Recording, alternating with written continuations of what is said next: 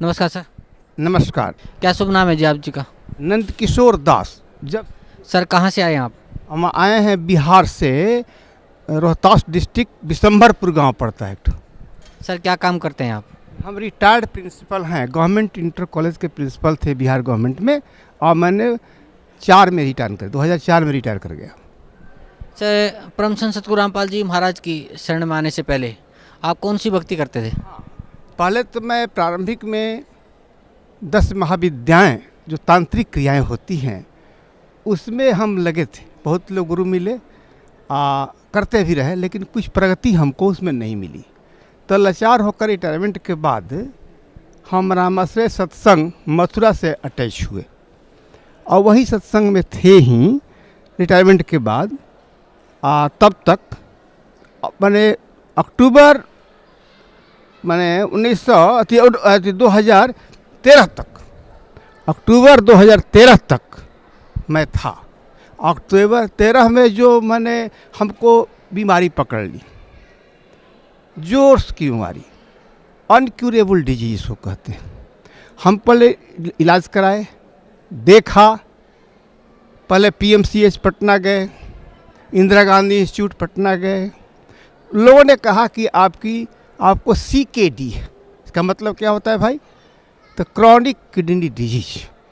Kidney 3 तरह का disease होता है, क्लासीफाई लोगों ने किया और कहा कि यह इनक्यूरेबल है, कम्प्लीटली इनक्यूरेबल है।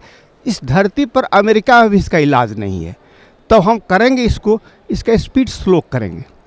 निराश हो गए हम। यहाँ से चले गए भेलोर, मद्रास, चेन्नई। वहाँ जाकर हम रहे।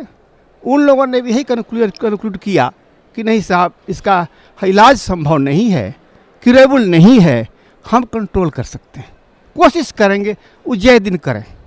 इसके बाद BHU बनारस है। इन लोगों ने भी कहा कि यही बात जो कि उन्होंने कहा था। हम रामदेव बाबा के आश्रम में गए, 2 महीना दवाई कराए, कोई फ़ायदा नहीं हुआ, स्थिति बिगड़ती गई। अंत में दिल्ली अपोलो हॉस्पिटल में चले आए। यही दवाई चल रही थी और 2 साल चली। स्थिति मेरी बहुत नाजुक हो गई। अक्टूबर में इस तरह की नाजुक हो गई कि अब डिक्लेयर हो गया कि हम मर जाएंगे। हमारे सगे संबंधी, हित मित्र सब मिलने के लिए आए, और सच पूछा जाए तो कफन भी खरीदा चुका था। सर परम संत सतगुरु रामपाल जी महाराज की शरण में आप कैसे आए? यही बड़ी सौभाग्य की बात है।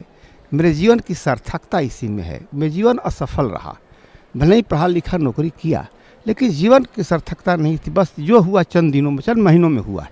मैं बेड पर पड़ा हुआ था, रोग सज्जा नहीं, मृत्यु सज्जा पर। एक ज्ञान गंगा नाम की किताब एक बगल में एक साधारण व्यक्ति, कॉमन व्यक्ति ने आकर मुझे दिया, कहा इसको देखिएगा। मुझे पढ़ने की क्षमता नहीं थी, पेपर भी नहीं पढ़ पाता था। कहा क्यों, आप क्या पढ़ेंगे, अब क्या पढ़कर होगा? कहा कि एक संत की किताब है, प्रणाम तो कर लीजिए। तो किताब बेड पर रख लिया, उसको मैंने बेड बुक बनाया, और 3-4 दिन में एक थोड़ा दिया, देखा। उतनी बात तो नहीं समझ में आई क्योंकि ब्रेन बहुत कमज़ोर हो चुका था।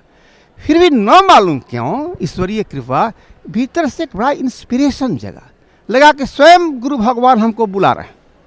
हमको हुआ कि हमको सतलोक आश्रम जाना है। हमारे परिवार वालों ने कहा, दोस्त